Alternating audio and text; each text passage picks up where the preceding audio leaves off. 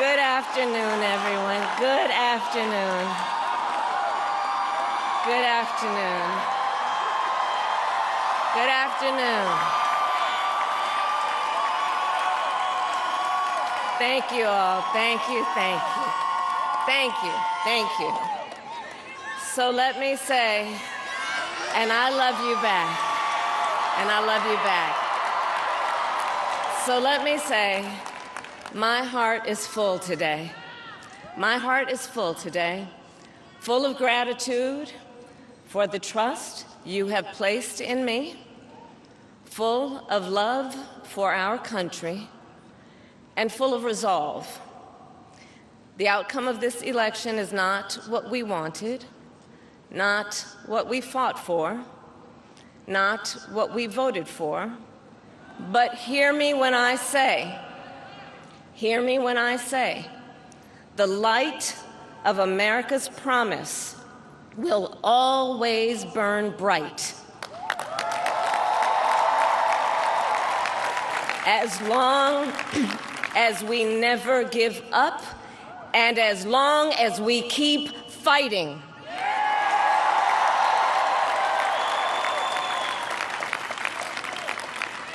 To my beloved Doug and our family, I love you so very much.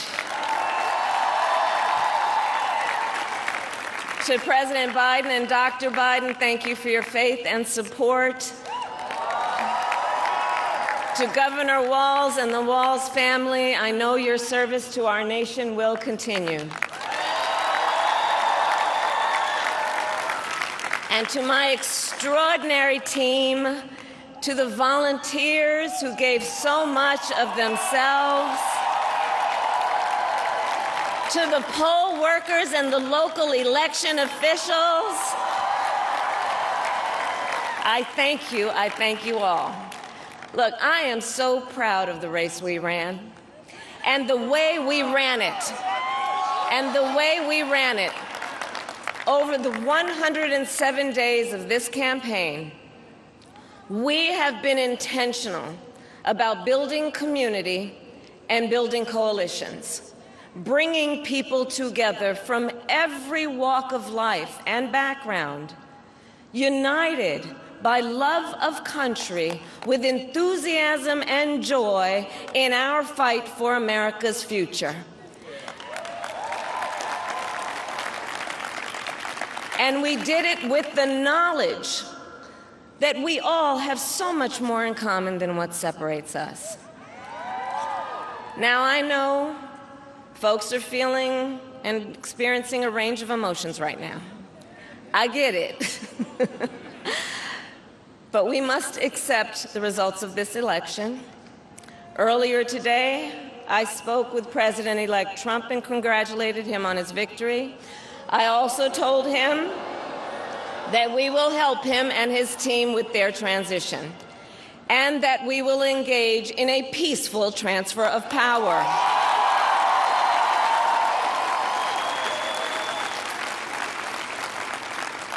A fundamental principle of American democracy is that when we lose an election, we accept the results. That principle, as much as any other, distinguishes democracy from monarchy or tyranny, and anyone who seeks the public trust must honor it. At the same time, in our nation, we owe loyalty not to a president or a party, but to the Constitution of the United States.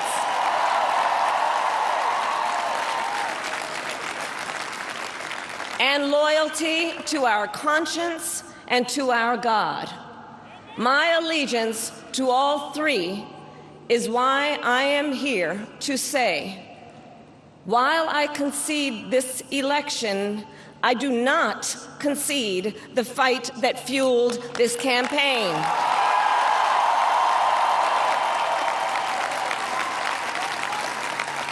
The fight for freedom, for opportunity, for fairness, and the dignity of all people. A fight for the ideals at the heart of our nation. the ideals that reflect America at our best. That is a fight I will never give up.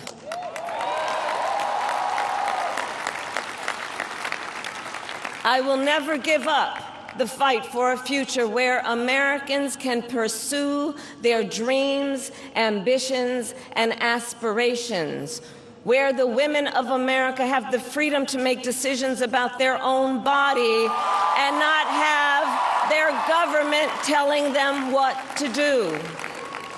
We will never give up the fight to protect our schools and our streets from gun violence. And America, we will never give up the fight for our democracy, for the rule of law, for equal justice, and for the sacred idea that every one of us, no matter who we are or where we start out, has certain fundamental rights and freedoms that must be respected and upheld.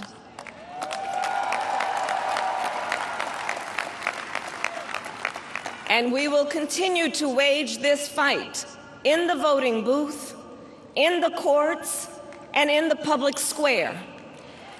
And we will also wage it in quieter ways, in how we live our lives, by treating one another with kindness and respect, by looking in the face of a stranger and seeing a neighbor, by always using our strength to lift people up, to fight for the dignity that all people deserve.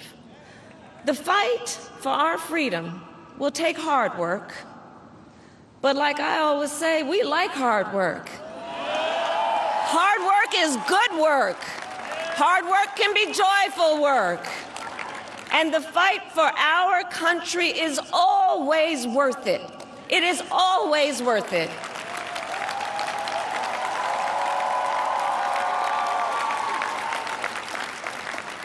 To the young people who are watching, it is... I love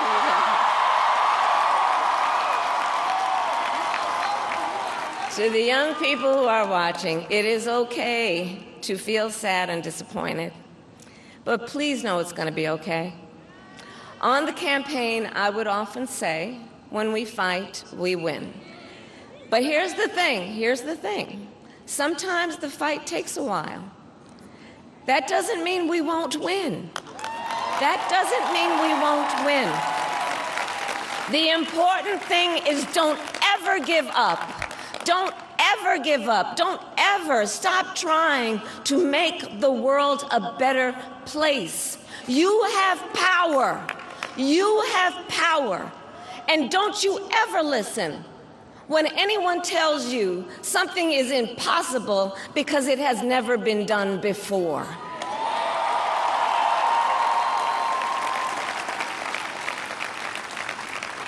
You have the capacity to do extraordinary good in the world.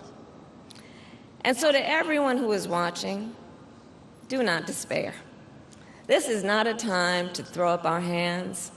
This is a time to roll up our sleeves.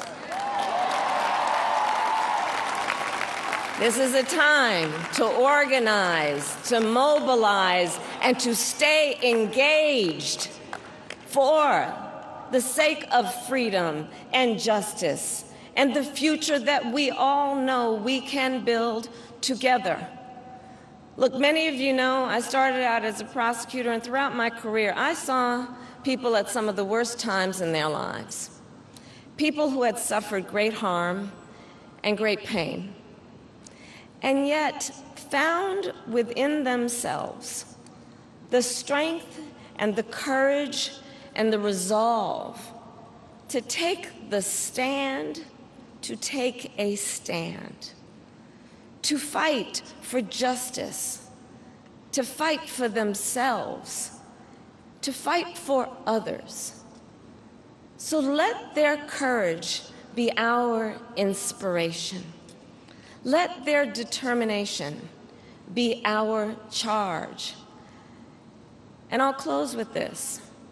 There's an adage an historian once called a law of history, true of every society across the ages. The adage is, only when it is dark enough can you see the stars. I know many people feel like we are entering a dark time, but for the benefit of us all, I hope that is not the case. But here's the thing, America, if it is, let us fill the sky with the light of a brilliant, brilliant billion of stars. The light of optimism, of faith, of truth, and service.